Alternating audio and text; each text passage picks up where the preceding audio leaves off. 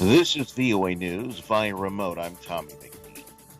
Two White House officials say the U.S. trade representatives will begin talks in the World Trade Organization on ways to overcome intellectual property issues that are keeping poorer countries from making their own generic version of the critically needed COVID-19 vaccines. The White House has come under pressure over the issue. White House Chief of Staff Ron Klain says Trade Representative Catherine Tai will be starting talks with the trade organization on ways to get the vaccine more widely distributed, licensed, and shared. Klain and National Security Advisor Jake Sullivan said the Biden administration will have more to say on the matter in the coming days. Britain is rushing to increase aid for India's teetering healthcare system, promising more ventilators and expert advice as doctors grapple with the surge in coronavirus infections that is killing thousands of people each day. The UK government said Sunday it will send an additional 1,000 ventilators to India. In addition, England's National Health Service, which has battled one of the worst COVID-19 outbreaks in Europe, is creating an advisory group to share its expertise with Indian authorities. The UK government said in a statement that Prime Minister Boris Johnson plans a video meeting with his counterpart, Narendra Modi, on Tuesday. The top U.S. military officer says Afghan government forces face an uncertain future and the potential for bad possible outcomes on the battlefield against Taliban insurgents as the withdrawal of American and coalition troops accelerates. And General Mark Milley says in an interview with the Associated Press and CNN that the Afghan military and police are reasonably well equipped, reasonably well trained, and well led, but he declined to say if they're fully ready to stand up to the Taliban. This is VOA News.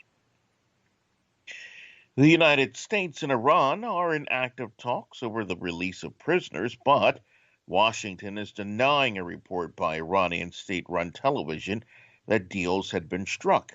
Prisoner swaps between the U.S. and Iran are not uncommon, and both countries in recent years have routinely sought the release of detainees, but any movement between the two countries is particularly sensitive as the Biden administration looks to restart nuclear talks.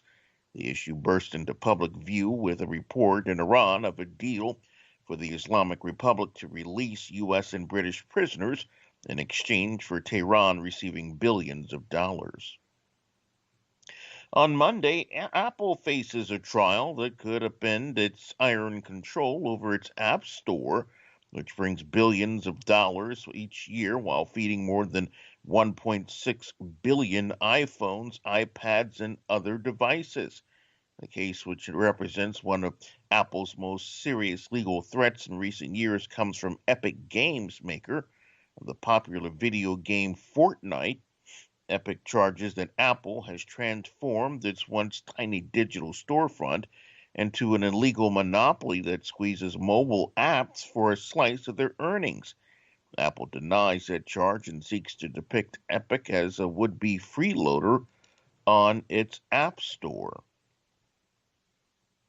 The United States says it is gravely concerned over a vote by El Salvador's new Congress to remove magistrates of the constitutional chamber of the Supreme Court.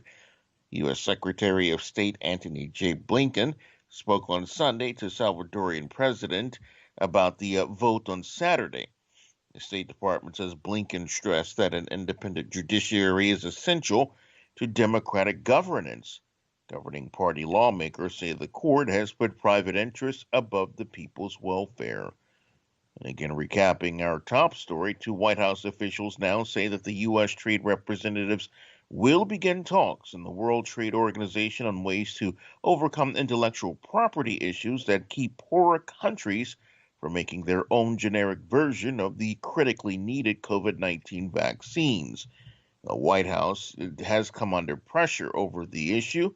And the Chief of Staff, Ron Klain, says that the U.S. trade representative will start talks with the trade organization on ways to get the vaccine more widely distributed. Via remote, I'm Tommy McNeil, VOA News.